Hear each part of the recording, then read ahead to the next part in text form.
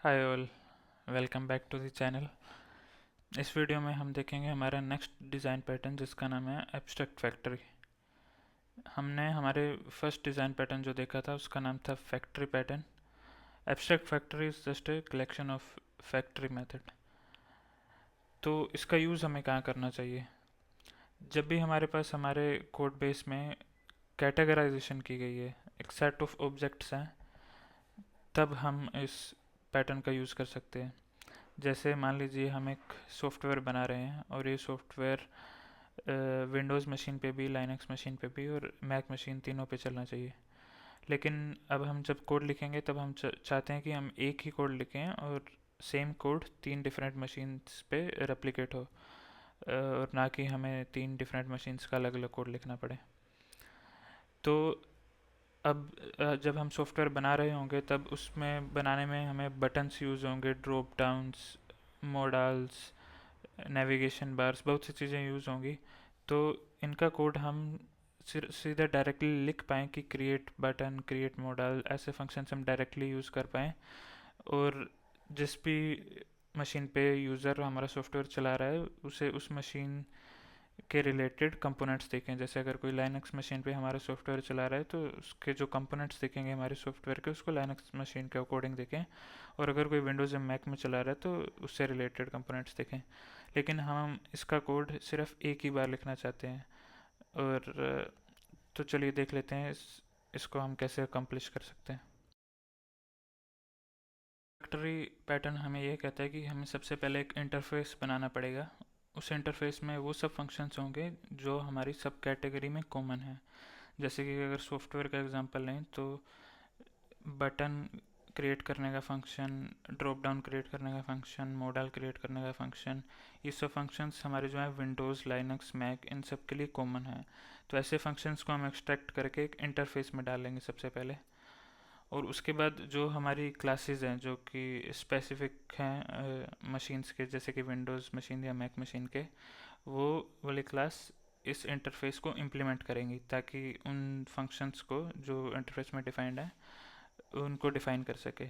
Similarly हमारी Mac class भी इस इंटरफेस को इम्प्लीमेंट करेगी और अपने हिसाब से उस फंक्शंस को डिफाइन करेगी। जैसे मैक यूआई क्लास यहाँ पे अलग तरीके से क्रिएट बटन को डिफाइन करी है क्योंकि यहाँ वो रिटर्न मैक बटन कर रही है, और विंडोज़ यूआई अलग तरीके से इम्प्लीमेंट करी है क्योंकि क्रिएट बटन क्लास में वो विंडोज़ बटन रिटर्न कर रही है।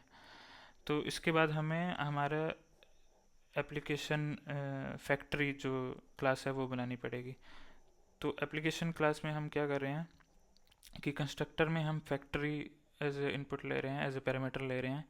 ये फैक्ट्री का क्या मतलब है? ये फैक्ट्री में वो मशीन की क्लास होगी जो कि हमारी विंडोज़ है या मैक है या लाइनक्स है। तो उस फैक्ट्री को हम एक वेरिएबल में डाल के रख लेंगे जो कि इस क्लास का वेरिएबल है, एप्लीकेशन क्लास का। और उसके बाद जो भी हमें हमारे फंक्शंस चाहिए जो कि हमें हमारे सॉफ्टवेयर बनाने में हेल्प करेंगे, जैसे कि क्रिएट मॉडल फंक्शन है जो कि उसके लिए हमें बटन्स चाहिए होंगे या फिर कुछ और एलिमेंट्स चाहिए होंगे इस इंटरफेस में से। तो हम direct factory dot create button method call कर सकते हैं। अब ये जो फैक्ट्री जिस टाइप की होगी, अगर ये मैक यूआई की फैक्ट्री है तो फैक्ट्री डॉट क्रिएट बटन करेंगे तो मैक का बटन बन जाएगा ऑटोमेटिकली। और अगर विंडोज़ यूआई का फैक्ट्री होगा ये तो डॉट क्रिएट बटन करने पे विंडोज़ का बटन क्रिएट हो जाएगा। उसके बाद फिर बटन डॉट, अगर बटन के ऊपर भी आगे अलग अलग फंक्शंस लगे हुए हैं तो वो जिस भी टाइप की वो फैक्ट्री थी उस टाइप्स पे वो फंक्शंस कॉल होंगे। जैसे अगर बटन को यूआई पे ऐड मैक में थोड़ा अलग तरीके से होता है तो ऑटोमेटिकली, क्योंकि हमारी फैक्ट्री मैक टाइप की बनी थी, तो वो फंक्शन उस टाइप से कॉल होगा मैक के हिसाब से।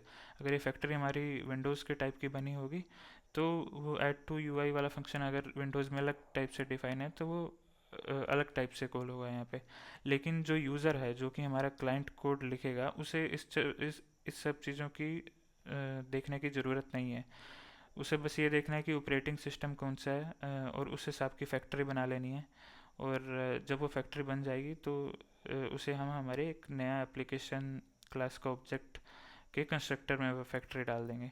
तो हमारा ये जो वेरिएबल बनेगा, इस वेरिएबल में हम डायरेक्ट अब create modal create navbar function call कर सकते हैं अगर हमें कुछ भी मोडाल या फिर नैवबार बनाना है।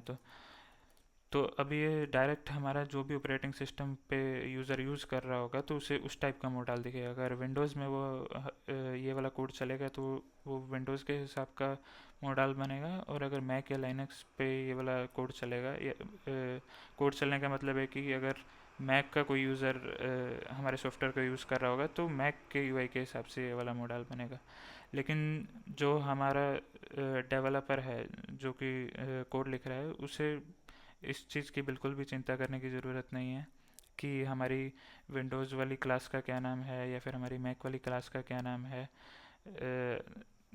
उन्हें सिर्फ ये करना है कि उन्हें एक फैक्ट्री बना लेनी है ऑपरेटिंग सिस्टम के हिसाब से, और उसके बाद जो भी उन्हें सॉफ्टवेयर के रिक्वायरमेंट के हिसाब से अगर मॉडल बनाने हैं या फिर नेविगेशन बार बनाना है तो डायरेक्टली उस फैक्ट्री से वो डायरेक्ट फंक्शंस कॉल करके बना सकते हैं, और वो फंक्शन के अंदर वो सब लॉजिक हैंडल हो जाएगा कि जिस भी टाइप की वो फैक्ट्री बनी है विंडोज़ मैक या लाइनक्स, उसी टाइप का वो नेविगेशन बार बनेगा। तो यही था एब्स्ट्रैक्ट फैक्ट्री। अगली वीडियो में हम देखेंगे सिंगल टन पैटर्न के बारे में।